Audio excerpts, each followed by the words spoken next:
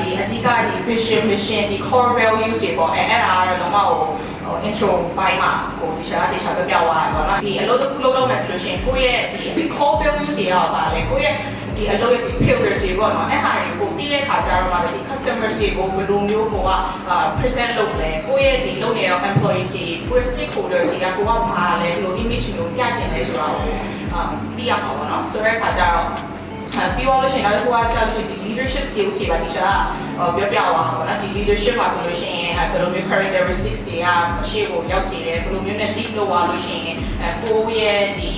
business တွေရောကိုယ့်ရဲ့နောက်လိုက်တွေအတွက်တော့ဘယ်လိုမျိုးအထောက်အကူဖြစ်လဲဆိုတာကိုသိရမှာပါတော့ဒီ stakeholders အကြောင်းလို့ပြောရှိဒီ business model canvas လို့ပြီးတော့လို့ရှိရင်ဒီ key success factor တို့ financial analysis ပိုင်းလို့ပေါ့နော်အဲ့ဒါကြီးဒီရှာ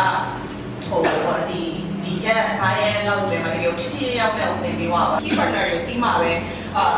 ကိုယ့်ရဲ့လုပ်ငန်းမှာကဘယ်သူတွေကအရေးပါတယ်ဆိုတော့တိမှာပေါ့နော်အရေးပါတဲ့အခါကိုသိတဲ့ခါကျလို့ရှိရင်ကိုရီးယားဒီလူတွေကိုကိုယ့်ရဲ့အလုပ်မှာ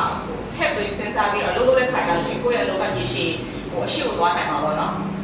ပြီးတော့လို့ရှိရင်ဒီ key success factor တွေဆိုလို့ရှိရင်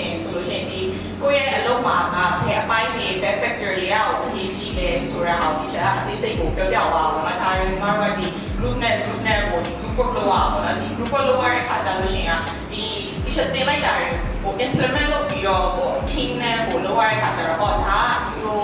အလုပ်တွေကို implement လုပ်လို့ရှိရင်ဒီလိုကအဆင်ပြေစေပါလားဆိုတော့ပို့ပြီးတော့ပြင်ရတယ်ပြီးတော့ရှင်နောက်တစ်ချက်တိတ်တာကတော့ဒီ business game တွေကစားရတော့နော်ဒီရောတော့ဆိုလို့ရှိရင်ဒီ business game ကစားရဆိုလို့ရှိရင်ဒီအရင်အရင်ပတ်ရဖြစ်စီရပေါ့နော်ဒီ manufacturing ဘိုင်းတို့ဒီ retail ဘိုင်းတို့အဲ့လိုလုပ်ပြီးတော့ဒီအခွင့်အရေးနဲ့ဒီမှာကစားရတယ်ဆိုတော့အဲဒါဒီ manufacturing ဘိုင်းမှာဘယ် factory ကိုအရင်ဆုံးထည့်သွင်းစောင့်နေဆိုလို့ရှိရင်ဘယ် factory ကိုထည့်သွင်းရမလဲ competitor တွေကဘယ်သူရှိရလဲအဲ့လိုမျိုးပေါ့နော်အရင်ကိုလို့ခေါ်တယ် brainstorm ပြန်လုပ်ရတယ်အရင် strategic ဖြစ်တဲ့ game တွေပေါ့နော်အများကြီးကစားရတယ်အရင်ကလို့ရှိရင်တော့ကောင်းပါတယ်ဒီမှာလည်းဒီ best မှာသင်ခဲ့ရတဲ့ဟာတွေနဲ့ဒီအလုံးမှာပြန်ပြီးတော့ implement လုပ်ဖို့ action plan ယူဖို့စူးစမ်းနေပါတယ်အကုန်လုံးလည်းဒီ best တင်တဲ့ဟိုတက်ကြလိမ့်မယ်လို့ပြောနေပါတယ်အဲ့ဒီဒီမှာလည်း